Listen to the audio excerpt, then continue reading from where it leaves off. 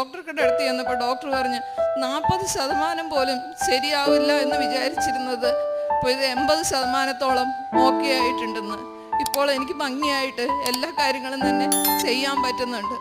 അതുപോലെ തന്നെ മോൾക്ക് പുറത്തുപോയി പഠിക്കണമെന്ന് ഭയങ്കര ആഗ്രഹമായിരുന്നു. ഞങ്ങൾ അതിന് വേണ്ടിയിട്ട് കുറേ ശ്രമിച്ചു. അങ്ങനെയാണ് PTE എഴുതി അവൾ പാസ്സായി കഴിഞ്ഞ് ആദ്യത്തെ ഏജൻസിയിൽ ഓസ്ട്രേലിയക്ക് വിസയ്ക്ക് ഉള്ള കാര്യങ്ങൾ ചെയ്തു. എല്ലാം ആ സമയമായപ്പോൾ അവർ പറഞ്ഞു യൂണിവേഴ്സിറ്റി അത് റിജക്റ്റ് ചെയ്തു എന്ന് പറഞ്ഞു. അതോടുകൂടി ആകെ വിഷമായി. രണ്ടാമത് ഞങ്ങൾ ഒന്നും കൂടി ശ്രമിച്ചു. അപ്പോൾ ആ കാര്യങ്ങളെല്ലാം ഒരുവിധം തടസ്സങ്ങളോടുകൂടിയാണ് മുന്നോട്ട് പോയിക്കൊണ്ടിരിക്കുന്നത്. എല്ലാ തടസ്സങ്ങളിലും ഞാൻ മാതാവിനോട് വിളിച്ചപേക്ഷിച്ചുകൊണ്ടിരുന്നു.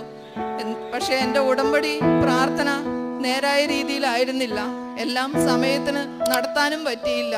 അതുകൊണ്ടായിരിക്കണം മാതാവ് എന്നെ പരീക്ഷിക്കുകയും ചെയ്തു.